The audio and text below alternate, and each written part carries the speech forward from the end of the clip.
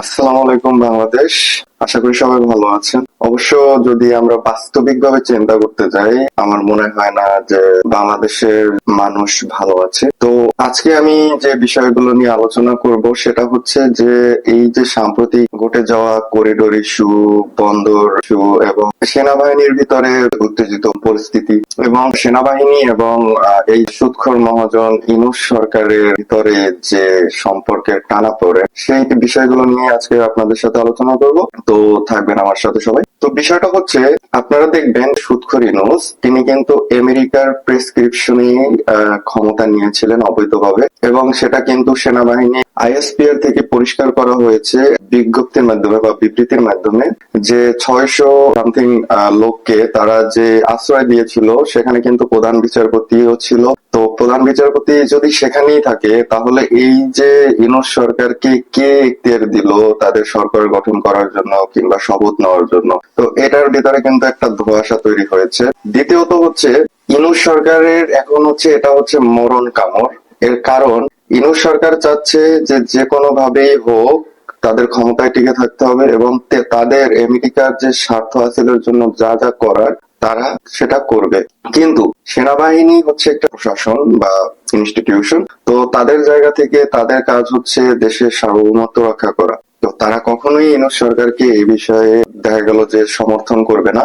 তো এখন বিষয় হচ্ছে, ইউনূস সরকার এখন কি করণীয়? ইউনূস সরকার যেটা চাচ্ছে, প্ল্যান এ তারা অলরেডি প্রয়োগ করেছে। সেটা হচ্ছে, ইউনূস বলেছে, একটা নাটক তৈরি করেছিল যে আমি পদত্যাগ করব। এই নাটকটা করার কারণ হচ্ছে যে সেনাবাহিনীকে চাপ প্রয়োগ করা। সেনাবাহিনী কোনোভাবে চাপ নিতে প্রস্তুত না। এখন তারা যেটা করতে চাচ্ছে, যে সব রাজনৈতিক দলকে একটা চাপ প্রয়োগ করে এবং এই যে জুলাই প্রোক্লেমেশন তৈরি করে সেনাপ্রধান এবং রাষ্ট্রপতিকে সরিয়ে একটি বিপ্লবী সরকার গঠন করা। এখন বিষয় হচ্ছে যে এটাতে কি তারা আসলে সফল হবে কি হবে না? তো আমি যেটা মনে করি যে এতে তারা সফল হবে না।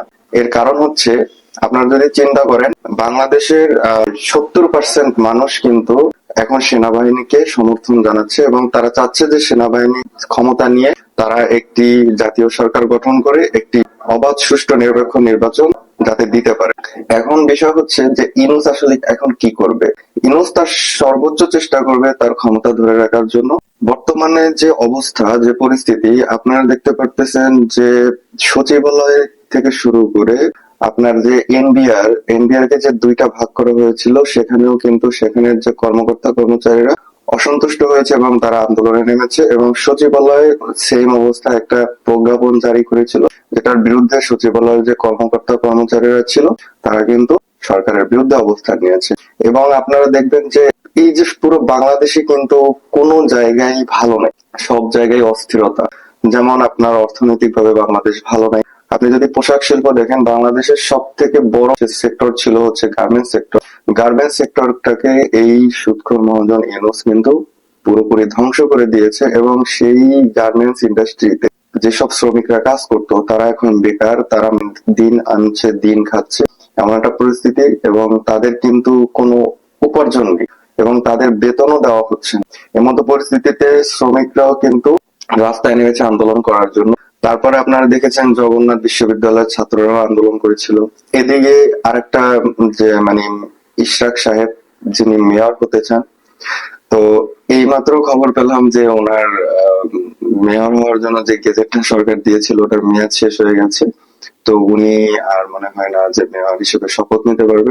তো এখন বিষয়টা হচ্ছে, এই যে একটার পর একটা ঘটনা ঘটে যাচ্ছে, এটার ভবিষ্যৎ হচ্ছে ইউনূস এবং তার যে চেলাপেলারা আছে, এদের লেজ গুটিয়ে পালাতে হবে যে কোনো সময়। এটা হচ্ছে এখন সময়ের ব্যাপার। এর কারণ হচ্ছে, 5ই আগস্টের পরে বাংলাদেশের মানুষের এই সুদখোরের উপরে যে ভরসা বা বিশ্বাস ছিল, তাদের ভরসা ছিল বা বিশ্বাস ছিল যে বাংলাদেশের মানুষ চিন্তা করতো যে হয়তোবা সুদখোর মহাজন উনি ভালো কিছু করতে পারবে। কিন্তু সে আশা ঘুরে বালি, কারণ সে হচ্ছে একজন ব্যবসায়ী, he is a businessman, he is a good marketer. তো তাকে দিয়ে এগুলো কোনোটাই সম্ভব না।